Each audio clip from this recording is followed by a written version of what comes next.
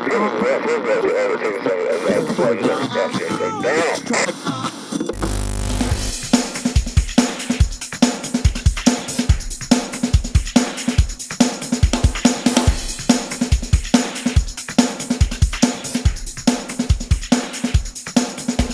many ways, it's just a sort of symbolism for our vision and our values. Where are we going? What are we meant to be as a church? We need to work out firstly, what are the things we love? What makes us us? What's our DNA?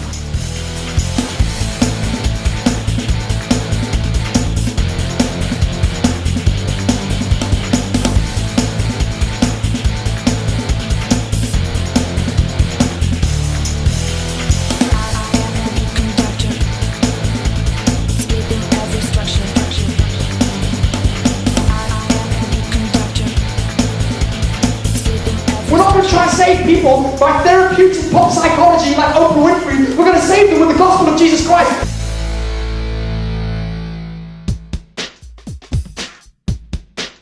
For you, someone just becoming a Christian and kind of hanging out and chilling out in a chair at church is not enough. So why don't you explain the value that came out of that discussion?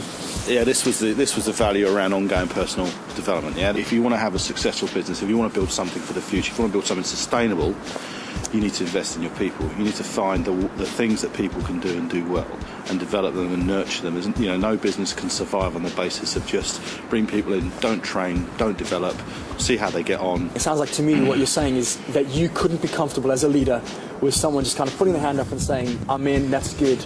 No, I mean, we've mentioned years ago about this battleship kind of mentality, about saying what is the role that you have on a battleship? There's no passengers, you know, so that's the sort of thing we think about. What are the things that people can develop in? How far does this go? Do you think it's kind of like getting a guy, say a young guy, getting into a place where he sits in the pew and tithes really well so that we can be excited? How far does this go for you? No, it's more than that. The phrase we said, I think, in one of our meetings was that we're here to develop and deploy. That's what we said. We said develop and then deploy. Deploy into what? You know, is it a church plant? Is it into a role within our church? Because if you don't deploy, if you develop and you don't deploy, it's like a pressure cooker. Frustration builds. People say, oh, you know, I'm just going to go and do something else somewhere else. So it's about that. It's about building that skill set, building that confidence, building the breadth of skills you need to take on the role, whatever it be, and then deploy. Brilliant. Get them out there. Brilliant. Love it. Okay, really important to know that I kind of noticed when I looked at the video back again, I start with a thing around business.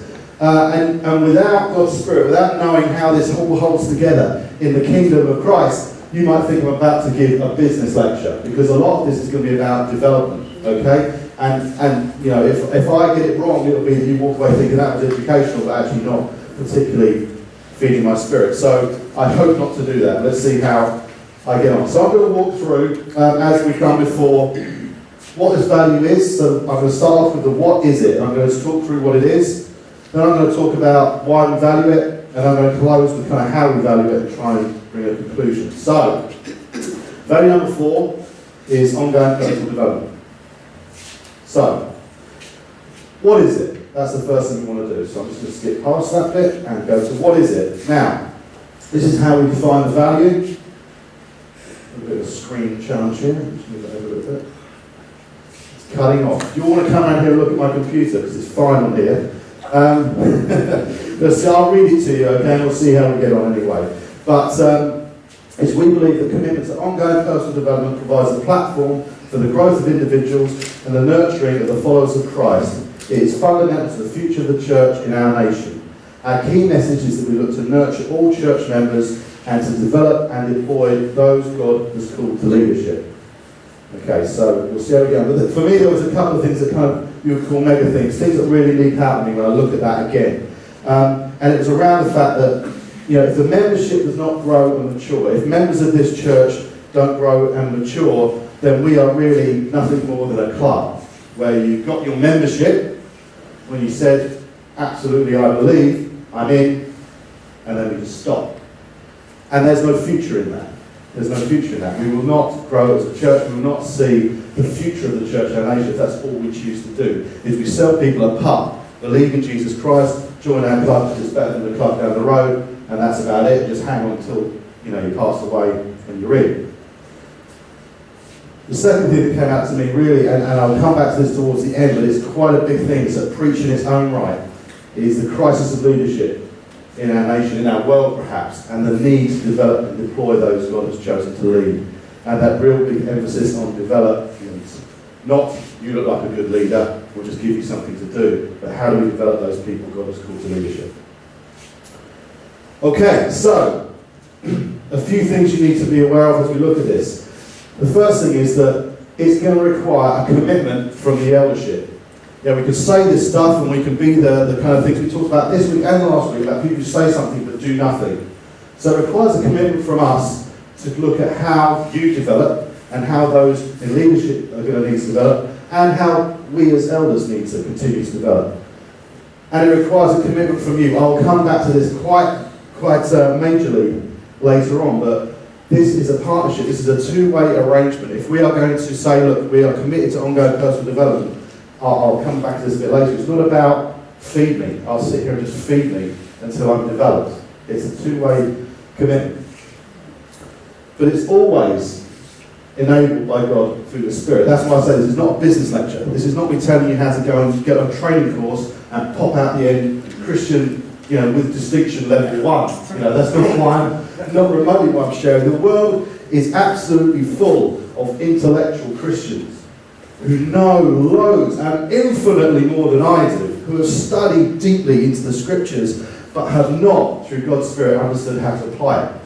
And therefore it is great for them, it's very useful for them. They will get lost. The Bible tells us, don't get hung up on arguments about the law, don't get hung up on arguments about minor detail, why the lost are dying, why people are suffering. So without the application, without God's Spirit in any level of development, to say, what do I do with this, God? How do I actually make this happen? It's going to be pretty useless.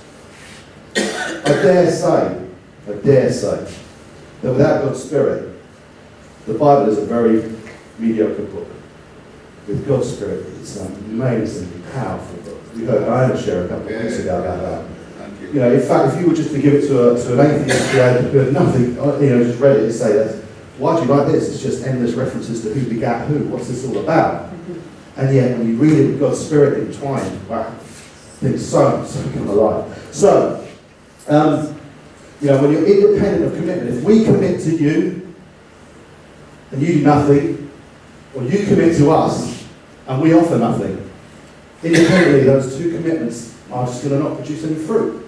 You'll be frustrated because you want to develop and you're not being fed. Equally, we can be frustrated with feeding and no one seems to be eating. Yeah? Thank you, son.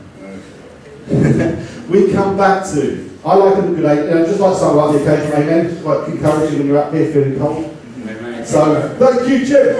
All right, amen. So, funnily enough, we're going back to Romans 12 again. And Romans 12, and unfortunately the screen cut off probably won't help here, but let me see if it all pops up for you. Romans 12. I'll read it for you from my screen. Therefore, I urge you, brothers, in view of God's mercy, to offer your bodies as living sacrifices, holy and pleasing to God. This is your spiritual act of worship. Do not conform any longer to the pattern of this world, but be transformed by the renewing. Now, the renewing, when I look at some of my Bibles, my big Bibles, because I'm an elder, I told you before, elder, big Bible, is it's got in there about re-educating and redirecting. Renewing, re-educating, redirecting of your mind. Because then you'll be able to test and prove God's will. What God's will is, His good, pleasing and perfect will. And then we hear about the gifts. And there are other Bible references to gifts of administration and management. It's how do these things act themselves out. But it's the thing for me is that without the renewing, the re-educating, the redirecting of your mind, you will not be able to test God's will. You will not be able to understand. You will struggle. You'll get yourself in a situation that I don't know what to say. And what you do say actually could be counterproductive.